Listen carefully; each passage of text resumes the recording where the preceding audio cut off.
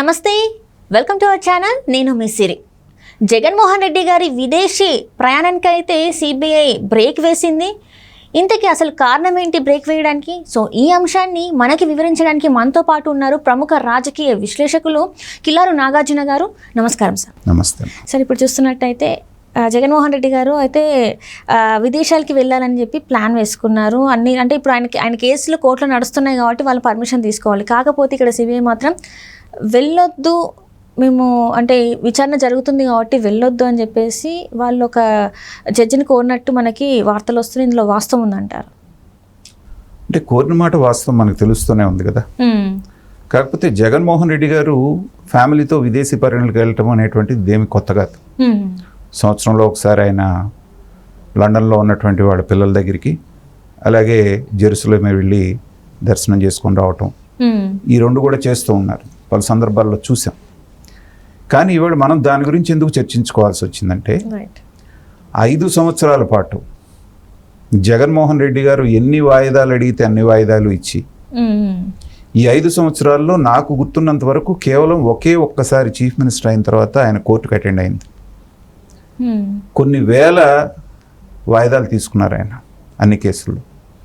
తర్వాత డిశ్చార్జ్ పిటిషన్లను ఒకదాని మీద ఒకటి వేసి ఇంతవరకు ఛార్జ్ షీట్ అనేటువంటిదే ఫైల్ కాకుండా ఉన్నటువంటి కేసులు భారతదేశంలో ఏదన్నా ఉంది అంటే ఒక జగన్మోహన్ రెడ్డి గారి కేసులే. ఎందుకు మరి తనకి అంత వెసులుబాటు కల్పించింది? అసలు దానికి రకరకాల కారణాలు ఉన్నాయి. ఎందుకంటే ఢిల్లీలో ఉన్నటువంటి పెద్దల ఆశీర్వాదం ఈయనకు ఉన్నది కాబట్టి, ఈ సిబిఐ అనేటువంటిది ఢిల్లీ పెద్దల చేతుల్లో ఉంటుంది కాబట్టి. అంతకుముందు మాజీ సిబిఐ డైరెక్టర్ ఒక ఆయన అన్నారు, పంజరంలో చిలక లాంటిది సిబిఐ అని చెప్పేసి. అలాగా కేంద్ర ప్రభుత్వంలో ఎవరైతే అధికారంలో ఉంటారో వాళ్ళ చెప్పు చేతల్లో వీళ్ళు. అందుకని ఇలాగ కేసుల్లో ఉన్నటువంటి వాళ్ళు అయితే బీజేపీ పార్టీలో చేరిపోవటం, లేదంటే బీజేపీ తోటి సఖ్యంగా ఉంటాం బయట నుంచి. చాలామందిని గతంలో మనం చూసాం. ఈడీ కేసులు తర్వాత సిబిఐ కేసులు ఎదుర్కొన్నటువంటి వాళ్ళు వెంటనే వెళ్ళి కొంతమంది ఎంపీలు మిగతా వాళ్ళందరూ కూడా బీజేపీలో ఎప్పుడైతే చేరారో ఆ కేసులు ఎట్టిపోయినాయో, ఈడీ ఎట్టిపోయిందో, సిబిఐ ఎట్టిపోయిందో మనకు కనిపించలేదు. అంటే మనకి నార్మల్గా ఒకటి ఉంది కదా సార్, బీజేపీలోకి అవినీతి చేసిన వాళ్ళు వెళ్తే వాషింగ్ పౌడర్ నిర్మాలాగా బయటకు వచ్చి తెల్లబడిపోతారు అనేటువంటిది చూసాం. సో జగన్మోహన్ రెడ్డి గారు ఏంటంటే వాళ్ళ పార్టీలోకి వెళ్లకుండానే రాజ్యసభలో బలం తక్కువన్నప్పుడు వాళ్ళకి ఎప్పుడు కావాలంటే అప్పుడు మద్దతు ఇస్తూ, నేను మీ మనిషిని, మోడీ గారు కనపడగానే పెద్ద మనిషిలాగా ఆయన పెద్ద ఆయన కాబట్టి అని కాళ్ళు మొక్కటం అనేటువంటిది మన సంస్కారం కోసం మొక్కి ఉండొచ్చు, అది వేరే విషయం, మనం కాదంటలేదు. అంత అనుకూలంగా ఆయన ఉంటాం. ఎట్ ద సేమ్ టైం ఈయన ఎప్పుడు కావాలంటే అప్పుడు వెళ్ళి అప్పు కావాలన్న ప్రతిసారి వాళ్ళు అప్పిచ్చి పంపించడం. తర్వాత నిర్మలా సీతారామన్ గారు మోడీ గారు జగన్మోహన్ రెడ్డి గారిని సొంత కొడుకులాగా చూస్తున్నాడు అనేటువంటి స్టేట్మెంట్ ఇవ్వటం, ఇవన్నీ గతంలో మనం చూసాం. సిబిఐ స్వతంత్ర ప్రతిపత్తి కలిగినటువంటి కేంద్ర సంస్థ అనేటువంటిది మాట వరుసకు అంటున్నారే, కానీ ఈ 5 సంవత్సరాల కాలంలో ఒక నిందితుడు ఒక్కసారి మాత్రమే కోర్టుకి అటెండ్ అవటం, దగ్గర దగ్గర 30 కేసులు ఉన్నాయి. ఒక్కసారి కూడా అటెండ్ కాకపోవటం అంటే మన న్యాయ వ్యవస్థ ఎంత డొల్లతనంగా ఉందనేటువంటిది ఈ కేస్తే మనకు ఉదాహరణ. కానీ ఎప్పుడైతే బీజేపీ అనేటువంటి పార్టీ తెలుగుదేశంతో జనసేనతో కూటమి కట్టిందో అప్పుడు సిబిఐ వేగవంతం చేసింది. మొన్న కోర్టుకు కూడా చెప్పింది ఏమని, ఇలా దీన్ని తాత్సారం చేస్తూ వాళ్ళు ప్రొలాంగ్ చేస్తున్నారు, దాదాపు 12 సంవత్సరాలు అయింది, జడ్జిలు మారిపోతున్నారు, ఆ జడ్జి గారు రాగానే మళ్ళీ మొదలుపెట్టి మొత్తం అంతా వినాల్సి వస్తుంది, కాబట్టి దీన్ని త్వరితగతిన ఇచ్చేయాల్సిందే మీరు అనేటువంటిది వాళ్ళు కోర్టుకి విన్నవించడం జరిగింది. కానీ ఇదే సిబిఐ జగన్మోహన్ రెడ్డి గారి బెయిల్ రద్దు చేయాలి అని రఘురామకృష్ణరాజు గారు కోర్టులో వేసినప్పుడు అవునని చెప్పలేదు, కాదని చెప్పలేదు.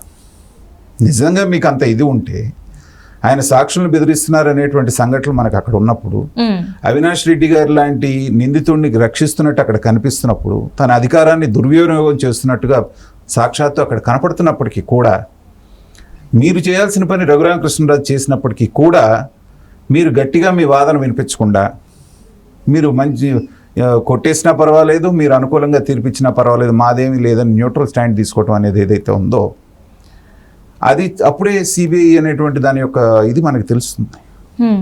కాబట్టి పరిస్థితులు మారుతున్నటువంటి తరుణంలో ఎలక్షన్లు అయిపోయినాయి, బాగా కష్టపడ్డారు. ఈ 5 సంవత్సరాలు ఎండ కన్నెరకుండా తిరిగినటువంటి జగన్మోహన్ రెడ్డి గారు ఈ నెలన్నరగా ఎండకు మాడిపోయారు. కాబట్టి భార్యాబిడ్డలతో కలిసి కొంతకాలం అనేటువంటిది ఉండాలనుకోవటం అనేటువంటిది సహజమే, దాన్ని ఎవరు తప్పుపట్టడానికి లేదు. కానీ ఆయన వెళుతున్నటువంటి సందర్భాన్ని బట్టి కొన్ని క్వశ్చన్స్ రైజ్ అవుతున్నాయి. వైఎస్ఆర్సీపీ చిత్తుగా ఓడిపోబోతోంది ఆంధ్రప్రదేశ్లో అనేటువంటి సర్వేలు ఇటు కేంద్ర ఇంటెలిజెన్స్ సర్వే కానివ్వండి, లేకపోతే ఐపాక్ వాళ్ళ సొంత సర్వేలు కానివ్వండి, జగన్మోహన్ రెడ్డి గారు చేయించుకున్నటువంటి సర్వేలు కానివ్వండి, అన్నీ కూడా నెగిటివ్ రిజల్ట్స్ చూపిస్తున్నాయి. సో ఆ నెగిటివ్ రిజల్ట్స్ వస్తుందనేటువంటి ఫ్రస్ట్రేషను జగన్మోహన్ రెడ్డి గారిలో మనకి ప్రత్యక్షంగా కనపడుతుంది. నా వెంట్రుకు కూడా పీకలేరు అందరు కలిసి అన్న స్థాయి నుంచి ఎలక్షన్లు సక్రమంగా జరుగుతాయని నమ్మకం నాకు పోయిందనేటువంటి స్థాయికి ఆయన వచ్చారు. అంటే ఏంటంటే ఆయన ఫ్రస్ట్రేషన్ ఏ స్థాయిలో ఉందో మనకు తెలుస్తుంది. ప్రతిపక్షాలు ఏమి ప్రచారం చేస్తున్నాయంటే జగన్మోహన్ రెడ్డి గారు ప్రతిసారి వెళ్తున్నట్టుగానే వెళ్తూ ఇంకా వీళ్ళు వెనక్కి ఒక విజయమాల్యలాగా, తర్వాత కొంతమంది వెళ్ళిపోయి అక్కడ విదేశాల్లో ఉండిపోయారు చూసారా, అలాగే వీళ్ళు తిరిగి వచ్చేటువంటి అవకాశం లేదు అనేటువంటి ప్రచారం వాళ్ళు చేస్తున్నారు. చేస్తున్నప్పుడే అక్కడ అనుమానాలు రేకెత్తున్నాయి. సో నిజంగానే ఈయన ఏమైనా వెళ్ళిపోయి ఎలక్షన్స్ కనుక రిజల్ట్స్ తేడా కొడితే ఇంకా రారా? ఎందుకంటే విజయమాల్య లాంటి వాళ్ళు మనం ఏం చేయగలిగాం? ఇప్పటివరకు వాళ్ళని మనం ఇండియాకి తీసుకురాలిపోయాం కదా. సో దాన్ని బేస్ చేసుకొని విపక్షాలు అనేటువంటివి విమర్శనాస్త్రాలు ఎక్కువ పెడుతున్నాయి. అయితే ఇప్పుడున్నటువంటి పరిస్థితుల్లో వెళ్ళి రాకుండా ఉండటం అనేటువంటి సమస్య ఉండదు. కానీ సిబిఐ గట్టిగా చెప్తాంది కాబట్టి సిబిఐ మాటని కొట్టేసి మీరు వెళ్ళి రావచ్చు పర్వాలేదు అని చెప్పేసి కోర్టు చెప్తుంది అని నేను కూడా భావించడం లేదు. ఎందుకంటే అంతకుముందు ఏ సందర్భంలో వెళ్ళినా కానీ విజయసాయిరెడ్డి అనేక సందర్భాల్లో వెళ్ళారు, వీళ్ళు వెళ్ళారు జగన్మోహన్ రెడ్డి గారు, కానీ ఎప్పుడు అభ్యంతరం చెప్పలేదు సిబిఐ కూడా. ఇంతవరకు చెప్పలేదు. వారం రోజులు 10 రోజులు 20 రోజులు వెళ్ళినప్పుడు. కానీ ఈసారి పర్టికులర్గా గట్టిగా నిలబడ్డప్పుడు కోర్టు కూడా మరి ఏం చెప్తుంది అనేటువంటిది 80% కాదనే చెప్తుందని నేను అనుకుంటున్నాను. ఎందుకంటే సిబిఐ అంత గట్టిగా అడ్డం పడ్డప్పుడు కాదు పర్వాలేదు ఒక నిందితుడిని వెళ్ళి రానివ్వండి అని చెప్పేసి కోర్టు తీర్పు చెప్తుంది అనేటువంటిది అది ఛాన్సెస్ తక్కువ ఉన్నాయి. అందుకని ఈ రాజకీయ నేపథ్యంలోనే చూడాల్సినటువంటి పరిస్థితి మనకు కనపడుతూ ఉంది. అంటే ఇక్కడ చూస్తున్నట్టయితే సార్, ఇప్పుడు జగన్మోహన్ రెడ్డి గారు ఇందాక మీరు అన్నట్టు దీవి తీసుకోవడం, అక్కడ అన్ని సెట్ చేసుకోవడం, సో అందుకోసం వెళ్తున్నారని అన్నాడు. అంటే నిజంగా మరి దీవి తీసుకునే అంత డబ్బు ఉందంటారా? ఒక దీవిని ఐలాండ్ని కొనడం అంటే అంత ఆషామాషి వ్యవహారం కాదు కదా. ఒకటమ్మా, ఇప్పుడు దీవి తీసుకోవటం అనేటువంటి పెద్ద సమస్య ఏం కాదు. జగన్మోహన్ రెడ్డి గారికి ఉన్నటువంటి ఆస్తులకి నెట్వర్క్కి. ఓకే. ఇప్పుడు చాలా చోట్ల ప్యాలెస్లే ఉన్నాయని ఆయనకి చెప్తున్నారు. బెంగళూరులో ఇక్కడ అక్కడ 8-9 ప్యాలెస్లు అనేటువంటివి. చాలామంది ధనవంతులు కొన్ని దీవులు కొన్నటువంటి సందర్భాలు కూడా మనం చూసాం. కానీ అది ఏ దీవెని చూసి వచ్చినాడు ఎవడు లేడు. ఇప్పుడు చంద్రబాబు నాయుడు గారిని కూడా అప్పుడు ఏమన్నారు, సింగపూర్లో హోటల్ ఉంది, అక్కడ ఆస్తులు ఉన్నాయి, ఇక్కడ ఆస్తులు ఉన్నాయి, పోనీ ఆ హోటల్ పేరు చెప్పరా నాయన అంటే ఎవడు చెప్పినాడు లేడు. అలాగే దీవి అంటారు కానీ కొన్న దీవి ఎక్కడ, దాని అడ్రస్ ఎక్కడ అంటే ఎవరు చెప్పలేదు. ఏదో ఒకటి అంటే ఇప్పుడు జగన్మోహన్ రెడ్డి గారి ఆస్తులు చాలా వరకు అటాచ్మెంట్లో ఉన్నాయి. మీరు పారిపోయిన ఏం చేయగలుగుతారు? ఇక నాకు ఏం వద్దు ఇదంతా వదులుకొని నేను వెళ్ళిపోతాను అంటే తప్పితే దాదాపు 1,000 కోట్ల రూపాయల ఆస్తులు అటాచ్మెంట్లో ఉన్నాయి కదా. ఇవన్నీ వదులుకొని ఒట్టి చేతులతో వెళ్ళిపోతారా?